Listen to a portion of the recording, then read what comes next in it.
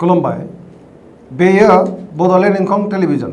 दिनै 15 मे 2021 शनिबार खालि सानसेनि बुरादखौ नोंथांमोननि खाथियाव लाबोदों आं सदानन्द दैमारिया।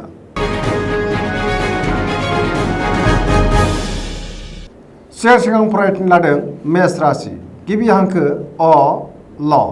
दिनैनि साना जोबोर मोजां। गोसोआव गोबां गोजोननाय फैगोन। बयजोंबो मोजां सोमोन्दो थागोन। गुबुननि अनसायनाय मोनगोन। देहाया दिनै मोजाङै थागोन। अब्लाबो नाथाय जानाय लोंनायाव सांग्रां जानाया गाहाम। बयनिफ्रायबो मोजां खौरां मोननो हागोन। रांखावरियाव जोबोर मोजां। मोननो गोनांफोरखौ दिनै मोननो हागोन। बेफार फालांगियाव मोजां मुलाम्फा मोनगोन। न'खराव अनलायनाय फैगोन। बहाबा थांनांगौब्ला दिनै जोबोर मोजां आरो मोजाङैनो हान्थिनो हागोन। गुबुननि गोसोखौ दिनै गोरलैयैनो बोनो हागोन। समाजाव गोबां मान मोननो हागोन। मावनो लानाय खामानिखौ थि समावनो आरो गोरलैयैनो मावफुंनो हागोन। सोरबा गोजाम लोगोजों हरखाबै बहाबा लोगो मोनलायनो हागौ। जायखि खामानि मावाबानो खामानिफ्रा दिनै मोजाङैनो मावफुंजागोन आरो जाफुंसारगोन। लाइमोनफोरनि गोसोआ जोबोर रमान्टिक जागोन। गावबा गावनि गोसोनि साननायखौ फोरमायलायनोबो हागोन। फरायसाफ्रा फरायनायाव गोसो दुंखांगोन आरो मोजां फिथाइ मोनगोन। सरासनस्रायै दिनै साना जोबोर मोजां आरो मोजाङैनो बारग'लांगोन।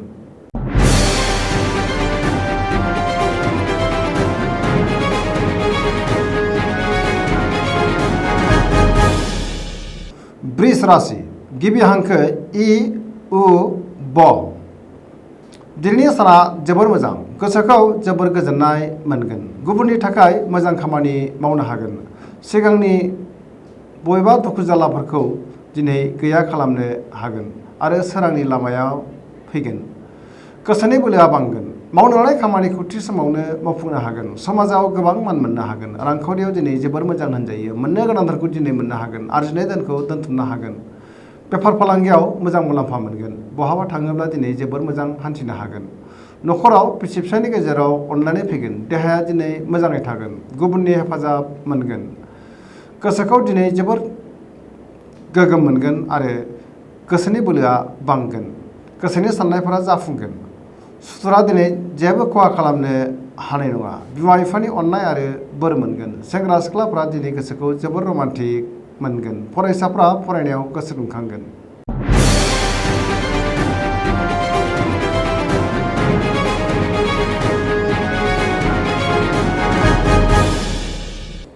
मिथुन राशि। गिबि हांखो क छ।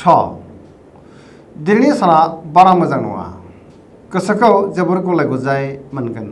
गोबां खस्थ' मोननांगोन। देहाया दिनै बारा मोजां थानाय नङा। मावनो लानाय खामानिखौ थि समावनो मावफुंनो गोब्राब जागोन। देहानि थाखाय जानाय लोंनायाव सांग्रां जानाया गाहाम। रांखावरियाव दिनै बारा मोजां नङा। नाङा फाङा खरसायाबो बांगोन। बेफार फालांगियाव खहा जानांनो हागौ। न'खराव बिसि फिसायनि गेजेराव अनलायनाय फैगोन। बिदा फंबायनि हेफाजाब मोनगोन। समाजाव गोबां मान मोनगोन। गोसोनि बोलोआ दिनै लोरबां जागोन। सेंग्रा सिख्लाफ्रा बांद्राय रमान्टिक जागोन। नाथाय सोरबा लोगोजों रायखोमा जानोबो हागौ।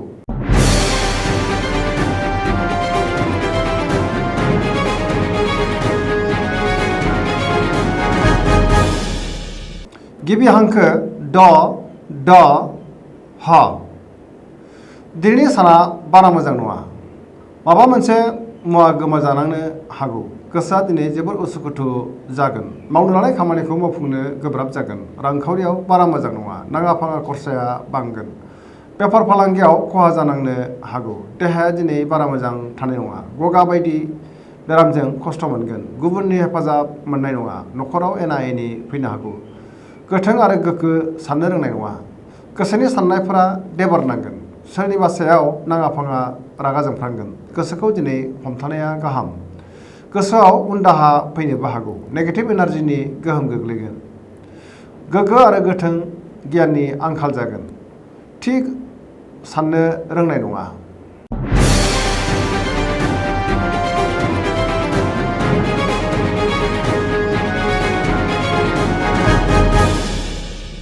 सिंह राशि।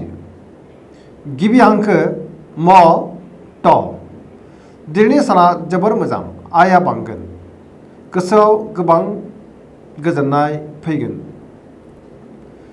मावनो लानाय खामानिखौ थि समावनो मावफुंनो हानानै गोसोखौ जोबोर गोजोननाय मोनगोन। रांखावरियाव जोबोर मोजां। मोननो गोनां धोनखौ दिनै मोननो हागोन। आरजिनाय धोनखौ दोनथुमनोबो हागोन। बेफार फालांगियाव मोजां मुलाम्फा मोनगोन। गोबां खामानियाव मुखुब थागोन आरो खामानिखौ मावफुंनोबो हागोन। गोसोनि साननायखौ गुबुननो फोरमायनो हागोन। सोरबा लोगोजों बहाबा दावबायहैनो खाबु मोनगोन। न'खराव दिनै अननानै फैगोन। लाइमोनफोरनि गोसोआ जोबोर रमान्टिक जागोन। गोदान खामानियाव आखाइ होनो आरो एबा खामानिफोरखौ जागायजेननोबो हागोन। लाइमोनफोरनि गोसोआ जोबोर रमान्टिक जागोन आरो गावबा गावनि गोसोनि साननायखौ फोरमायलायनोबो हागोन। फरायसाफ्रा फरायनायाव मोजां फिथाइ मोनगोन आरो गोसोबो दुंगोन। धोरोमारि बिथिङावबो गोसो दुंखांगोन।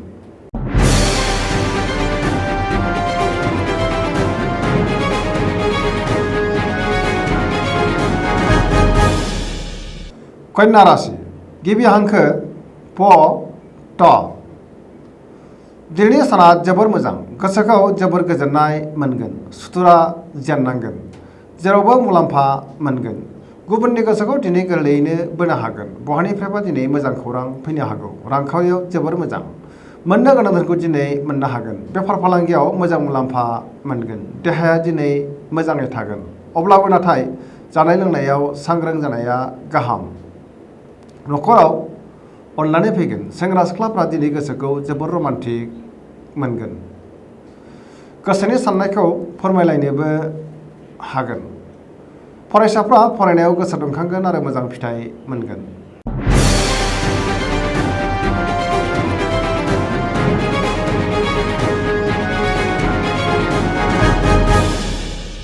तुला राशि गिबि हांखो र ट। दिनैनि साना जोबोर मोजां। गोसोनि बोलोआ बांगोन। गोबां धोन मोननो हागोन। गोसोनि साननायफोरा जाफुंगोन। मावनो लानाय खामानिखौ दिनै थि समावनो आरो गोरलैयैनो मावफुंनो हागोन। देहाया दिनै मोजाङै थागोन। रांखावरियाव जोबोर मोजां। मोननो गोनां धोनखौ दिनै मोननो हागोन। न'खराव बिसि फिसायनि गेजेराव अननानै फैगोन। समाजाव मान मोनगोन। बेफार फालांगियाव मोजां मुलाम्फा मोनगोन। सोरबा लोगोनि अननाय आरो हेफाजाब मोनगोन। समाजाव बयजोंबो अनसायजागोन। बिमा बिफानि अननाय आरो बोर मोनगोन। सोरबा गोजाम लोगोजों जानबुङाव रायज्लायनो खाबु मोनगोन। लाइमोनफोरनि गोसोआ दिनै जोबोर रमान्टिक जागोन आरो गोसोनि साननायखौ फोरमायलायनोबो हागोन। फरायसाफ्रा फरायनायाव मोजां फिथाइ मोनगोन आरो गोसो दुंखांगोन। गोसोनि साननायफ्रा फारि फारि जाफुंजोबगोन। सरासनस्रायै दिनै साना जोबोर मोजां आरो मोजाङैनो बारग'लांगोन।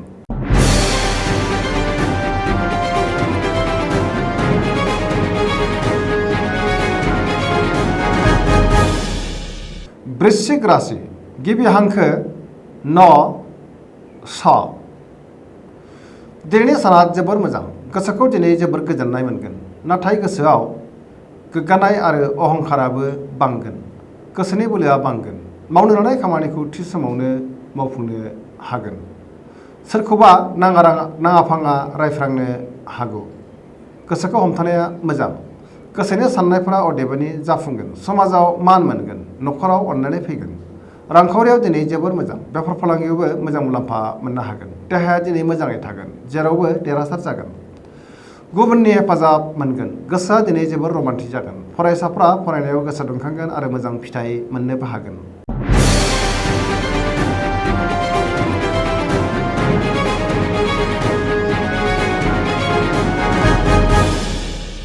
धनु राशि गिबि हांखो ध फ भ।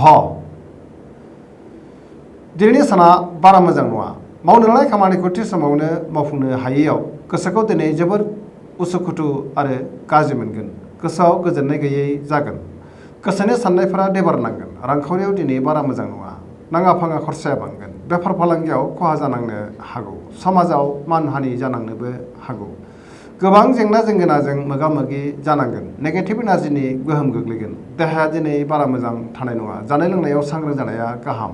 न'खराव अदेबानि अनलायनाय फैगोन। सेंग्रा सिख्लाफ्रा गावबा गावनि गोसोनि साननायखौ फोरमायलायनो हानाय नङा। गोसोआ दिनै जोबोर आला खाला जागोन। फरायसाफ्रा फरायनायाव गोसो दुंनाय नङा। नेगेटिभ एनार्जिनि गोहोम गोग्लैगोन।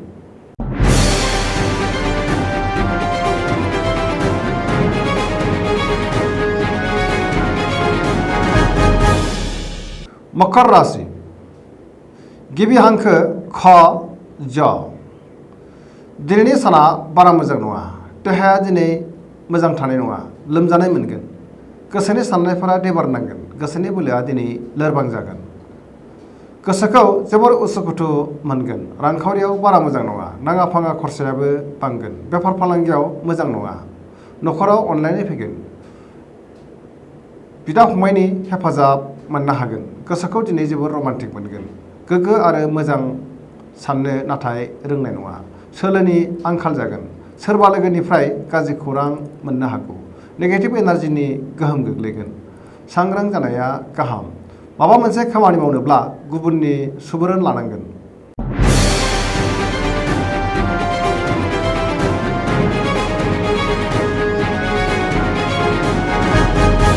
कुम्भ राशि गिबि हांखो ग स स। दिनैनि साना जोबोर मोजां, बहाबा मोजाङै हान्थिनो हानानै गोसोखौ दिनै जोबोर गोजोननाय मोनगोन, मावनो लानाय खामानिखौ थि समावनो आरो गोरलैयैनो मावफुंनो हागोन, बहानिफ्रायबा मोजां खौरां मोनगोन, समाजाव दिनै गोबां मान मोनगोन, सोरबा गोजाम लोगोजों बहाबा लोगो मोनलायगोन, रांखावरियाव जोबोर मोजां, आरजिनाय धोनखौ दोनथुमनो हागोन, मोननो गोनां धोनखौ दिनै मोननो हागोन, बेफार फालांगियाव मोजां मुलाम्फा मोनगोन, देहाया दिनै मोजाङै थागोन, न'खराव अनलायनाय फैगोन, गुबुननि हेफाजाब मोनगोन, लाइमोनफोरनि गोसोआ दिनै जोबोर रमान्टिक जागोन आरो गावबा गावनि गोसोनि साननायखौ फोरमायलायनोबो हागोन, फरायसाफ्रा फरायनायाव गोसो दुंगोन आरो मोजां फिथाइ मोननोबो हागोन, धोरोमारि बिथिङावबो गोसो दुंखांगोन।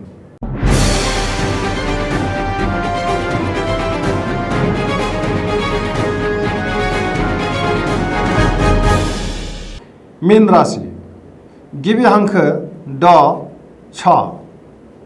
दिनैनि साना जोबोर मोजां, बयजोंबो अनजागोन, गोसोआव रंजानाय फैगोन, गोसोनि बोलोआ बांगोन, गोसोनि साननायफोरा जाफुंगोन, देहाया दिनै मोजाङै थागोन, रांखावरियाव मोजां होनजायो, अदेबानि खरसायाबो बांगोन, बेफार फालांगियाव मोजां, गुबुनजों अनसायजागोन, न'खराव अनलायनाय फैगोन, लाइमोनफोरनि गोसोआ दिनै जोबोर रमान्टिक जागोन, पजिटिभ एनार्जिनि गोहोम गोग्लैगोन, मोजां आरो गोग्गो साननो रोंगोन, फरायसाफ्रा फरायनायाव गोसो दुंखांगोन आरो मोजां फिथाइ मोननो हागोन।